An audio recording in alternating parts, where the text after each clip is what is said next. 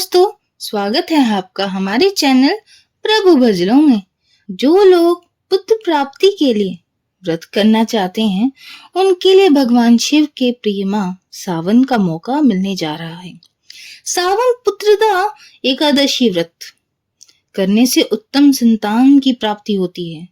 पंचांग के अनुसार श्रावण मास में शुक्ल पक्षी एकादशी तिथि को सावन पुत्रदा एकादशी व्रत होता है।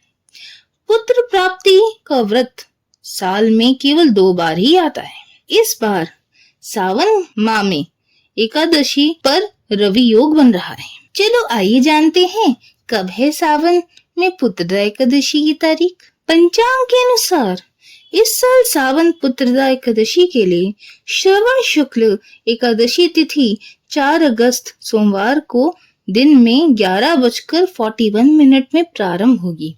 ये तिथि अगले दिन 5 अगस्त मंगलवार को दोपहर 1:12 तक खत्म होगी। ऐसे में उदय तिथि के आधार पर सावन पुत्रदा एकादशी का व्रत 5 अगस्त को रखा जाएगा। चलिए आइए जानते हैं सावन पुत्रदा एकादशी का महत्व। जो कोई दंपति सावन पुत्रदा एकादशी का व्रत करता है, उसे भगवान विष्णु की कृपा से पुत्र की प्राप्ति होती है। इस एकादशी व्रत के नाम में ही इसका महत्व छिपा है। जिसे कोई संतान नहीं है, वह भी उत्तम संतान की प्राप्ति के लिए यह व्रत करता है।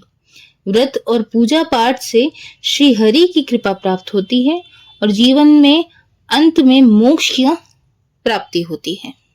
चलिए शुरू करते हैं सावन पुत्रदा एकादशी व्रत की कथा। एक दिन युधिष्ठिर ने भगवान श्री कृष्ण से निवेदन किया कि आप सावन शुक्ल एकादशी की व्रत विधि और महत्व के बारे में मुझे बताएं। तब भगवान श्री कृष्ण ने कहा कि सावन शुक्ल एकादशी को सावन पुत्रदा एकादशी भी कहते हैं। ये व्रत संतानहीनों को पुत्र प्रदान करने वाला है। जो लोग केवल सावन पुत्रदा एकादशी की व्रत कथा सुनते हैं, उन्हें वाजग पे यज्ञ का फल प्राप्त होता है। अब सावन पुत्रदा एकादशी व्रत की कथा सुनो। काफी समय पहले की बात है। राजा महिजित का महिष्मती नगर नाम का शासन था। उन्हें काफी समय तक महिष्मती नगर पर शासन किया। वह अपनी प्रजा को पूरा ध्यान रखते थे, लेकिन वह और उनकी पत्नी काफी दुखी रहते थे क्योंकि वो संतानहीन थे। राजा को पुत्र की चाह थी और वह कहता था कि जिसका बेटा नहीं, उसके लिए स्वर्ग और पृथ्वी दोनों ही कष्टदेन हैं। कहीं भी सुख की प्राप्ति नहीं होती है। पुत्र की प्राप्ति के लिए राजा महिजित ने कई उपाय भी किए, लेकिन उसे सफलता नहीं मिली।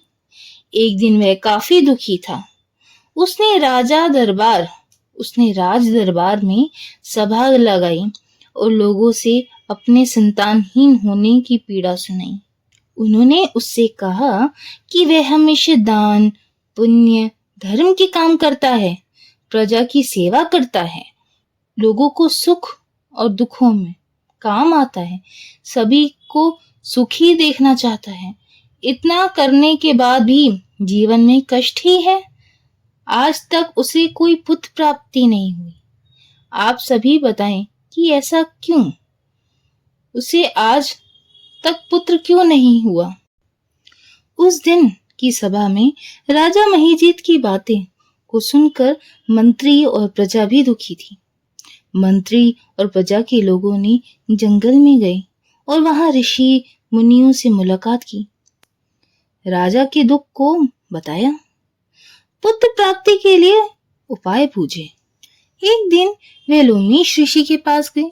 उन्होंने लोमेश ऋषि से भी राजा के दुख का कारण पूछा और उन्होंने उन्हें उपाय बताया। लोमेश ऋषि तपस्वी थे। उन्होंने अपने तप के बल से उन्होंने जान लिया कि पिछले जन्म में राजा ने धन की प्राप्ति के लिए कई बुरे कर्म किए।